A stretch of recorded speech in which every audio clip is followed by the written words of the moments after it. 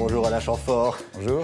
Le grand retour, le dernier romantique. Vous êtes un dandy du rock, 50 années de carrière et voici un nouvel album magnifique qui arrive comme ça. Ça fait quoi Alain Chamfort de revenir comme ça devant le public? J'ai un peu l'impression de ne pas l'avoir mis à distance. Enfin, je continuais malgré tout à faire des concerts régulièrement. Alors c'est vrai que dès qu'on est hors média, on a l'impression d'avoir disparu un peu de la scène, mais c'est pas le cas, quoi. Ouais, le dernier album, ça s'appelle Le Plaisir, ça fait 8 ans déjà.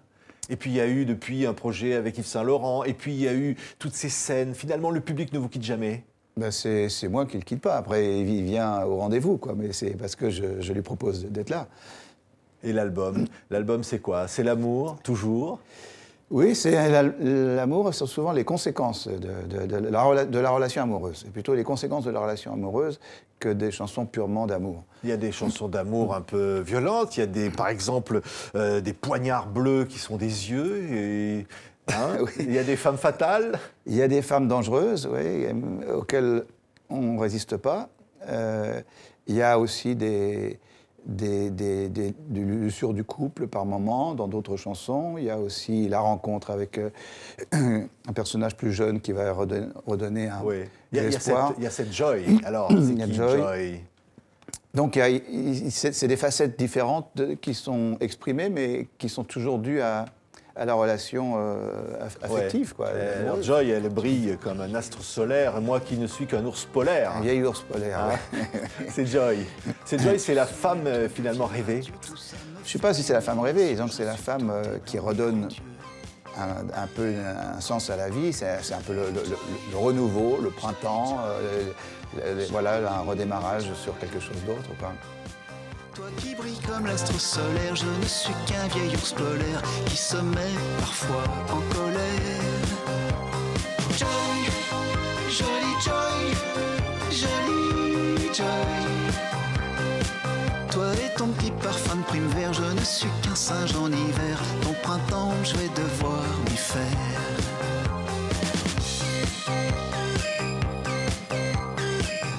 Ça donne envie de danser, Alain Chamfort, hein?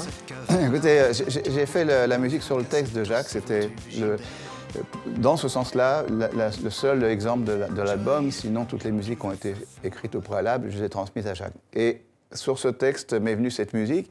Et à la fin, l'inspiration est arrivée très rapidement.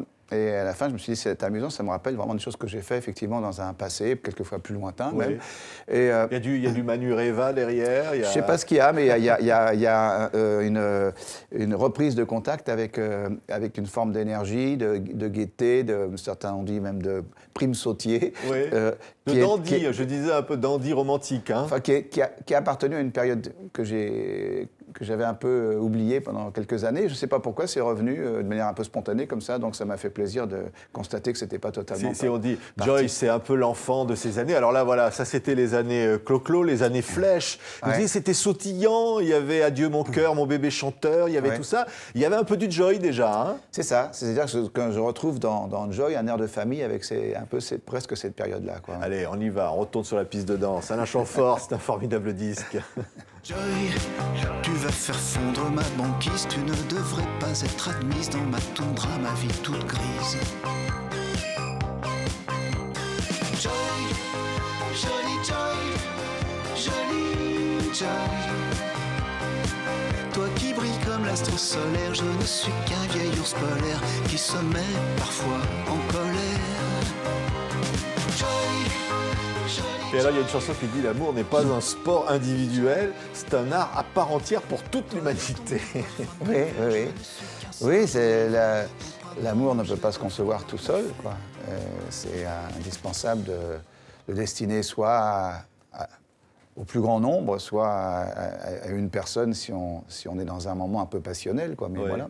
Il y a une autre chanson qui dit « Tu me fais tellement mal, mais c'est toi qui le fais le mieux. Hein. » Oui, j'en suis un peu masochiste. Quoi, mais c'est un peu tous les versants qu'on peut rencontrer dans la relation amoureuse. Quoi. Il y a Argentine. Alors, il y a de l'argent en Argentine, il y a de l'eau à Waterloo, il y a...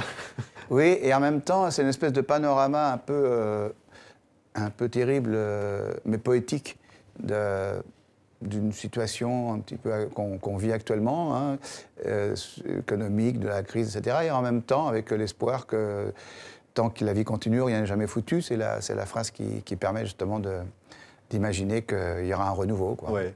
L'amour et le renouveau. L'amour est toujours là, finalement. Même quand il y a des ruptures, même quand le diable est une blonde, comme le titre d'une chanson. Ouais.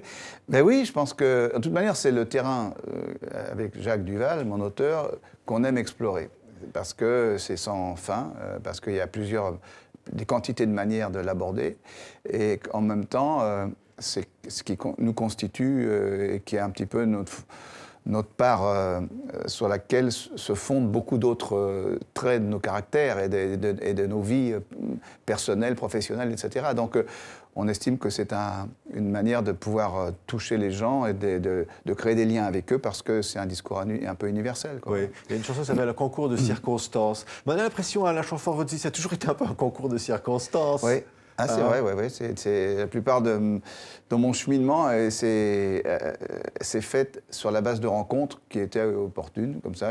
Vous commencez avec des petits groupes, alors on se disait tout à l'heure des noms pas possibles, hein, les Mods, les Checkers, les quoi À l'époque, c'était l'anglicisme, comme ça, vous savez, même les chanteurs, ils avaient tous des noms plus ou moins anglo-saxons. Enfin, c'est dans les années 60, donc j'ai constitué un tas de groupes différents très tôt, quoi. J'ai eu la chance que mon père accepte de me payer un petit orgue électronique, ce qui permettait d'apporter un son vraiment plus moderne. Vous étiez fasciné par Blake, par le jazz. J'aimais ça, Beatles. Oui, Jimmy Smith, après les Beatles, enfin toute la musique était formidable à cette époque-là. Il y avait des influences multiples et renouvelées constamment. Et quand on aimait la musique, quand on est musicien, c'était un puits sans fin. Et alors, vous vous retrouvez, c'est peu connu, avec Dutronc, avec les Mods, et vous avez accompagné Dutronc, et moi, la fille du Père Noël. Ouais. Non, pas et moi. Mais pas et moi, c'était son premier 45 tours. C'est le seul sur lequel je n'ai pas joué. Après le premier album, avec les Playboys, J'aime les filles, La fille du Père Noël, justement, comme vous citiez, Fais pas ci, fais pas ça, ou je sais pas, L'opportuniste, tout. Ça, c'était des musiques sur lesquelles je faisais le piano. Ouais, alors bon, allez, un jour, il y a Clo-Clo vous dit, il ne faut pas vous appeler Alain Legovic, hein. Non. Un Chamfort, c'est plus romantique, hein, pour le coup. Hein. Oui, je sais pas. En tout cas, il était contre l'idée que je conserve mon patronyme sans trop le justifier. Il me disait, oui, c'est peut-être un peu trop bretonnisant et ça risque de te couper d'un public plus large. Bon, moi, je ne savais pas trop quoi en penser. Il connaissait mieux ce métier que moi. Et en plus, le fait de prendre un pseudonyme me permettait un peu de me cacher. Si le disque n'avait pas marché, ça aurait été fait de manière un peu anonyme. Voilà. Bon, alors, ça a marché. Mais il a été un peu jaloux, Clo-Clo. Il faut dire que regardez quand même. Hein, à l'époque, alors, vous étiez chanteur à Minette, mais... Totalement, oui. C'était assumé. Et alors, il était jaloux, vraiment ? Il a été, pas jaloux, je ne pense pas, mais il considérait un peu tout le monde comme des concurrents éventuels, et comme, alors même des gens qu'il avait produits lui-même, finalement, à un moment donné, il se retrouvait dans une impossibilité de les traiter autrement que comme des concurrents, quoi. C'est ça. Bon, un jour, c'est la rupture. Mariage à l'essai, ça, c'est l'album de la rupture. Oui, c'est vrai, c'est le premier album. Là, ça y est, vous trouvez. Je crois que c'est un album quand je me cherche encore, là. je savais ce que je ne voulais plus faire. Je ne savais pas encore vraiment... je n'avais pas trouvé encore ma spécificité, je dirais, mon identité précise. Mais vous savez, je pense que tous les artistes mettent du temps à se trouver. Oui. Il faut, et aujourd'hui, c'est justement la difficulté pour les nouveaux artistes, c'est qu'on ne leur laisse plus le temps. Mais les rencontres, toujours. Alors, vous rencontrez Étienne Roda-Gil, vous rencontrez des gens extraordinaires. Oui, j'ai eu... finalement une histoire assez incroyable de rencontres, et c'est ce qui a permis justement de devenir chanteur, de faire des collaborations avec des gens comme Gainsbourg. Ouais. Là, il y a du Gainsbourg, il y a du Manu Reva, il y a même un peu du Roxy Music, il y a la pop anglaise qui pousse derrière. Hein. Oui, mais ça, c'est encore une fois, comme je disais tout à l'heure, les influences, la musique que j'écoutais. C'est-à-dire, finalement, la musique qu'on produit, qu'un compositeur produit, est le fruit de toutes les influences qu'il a reçues. Mais c'est valable même dans les plus grands compositeurs de musique classique. Ils se sont tous influencés, tous écoutés, et la musique évolue comme ça parce que chacun après apporte un petit peu sa différence, enfin ce qui est sa petite singularité. Voilà, moi j'ai écouté la musique noire, la musique brésilienne, la musique, le jazz, la musique anglo-saxonne, le rock, tout. Et moi ce que je fais, c'est un petit peu une espèce de résultat de tout ça, quoi. Souris puisque c'est grave, l'ennemi dans la glace. Il va y avoir ensuite toute une mutation. Vous allez chercher dans des profondeurs quelque part, autre chose encore. Alors ça, c'est le travail avec Duval, parce que je trouve qu'un compositeur doit absolument rencontrer l'auteur qui va lui permettre d'exprimer des choses et lui donner aussi une signature particulière et une identité. Et j'ai eu la chance de rencontrer Jacques Duval, et c'est avec lui que je fais ce parcours maintenant depuis plus de 30 ans avec lui. Donc finalement, c'est vrai qu'on arrive à un moment donné à définir quelque chose qui se précise, quoi, avec le temps. Et alors sur le nouvel album, il y a une chanson qui s'appelle « Puis-je vous offrir ?» Je ne suis pas une affaire, dites-vous. Je ne suis pas romantique. Je ne suis pas généreux. C'est pas vrai, Alain.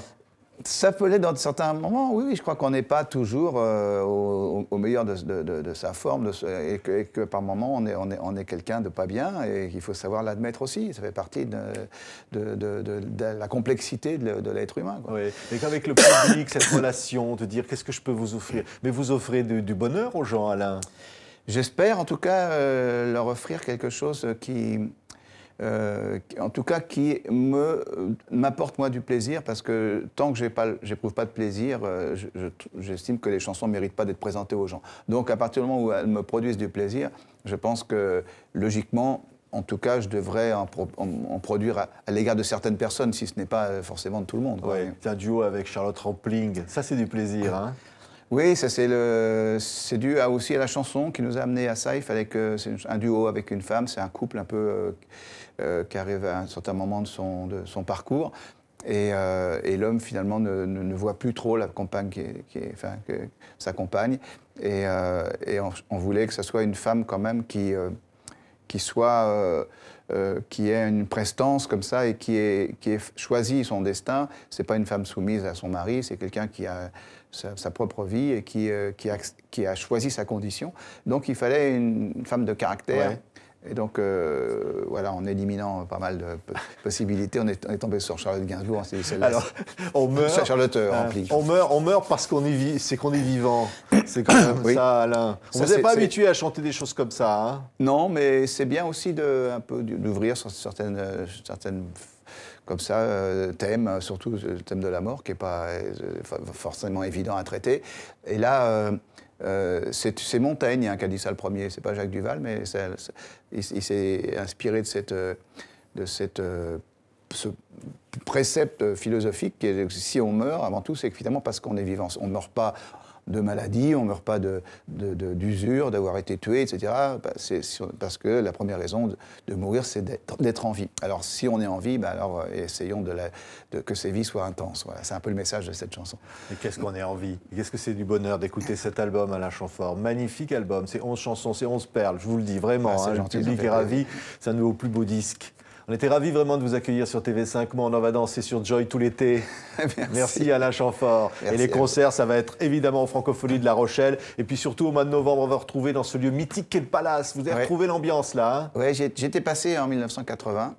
Et ça sera un retour. Alors, je ne sais pas, la salle a beaucoup changé, mais ça sera quand même symbolique, quoi. Le public sera là, hein. J'espère.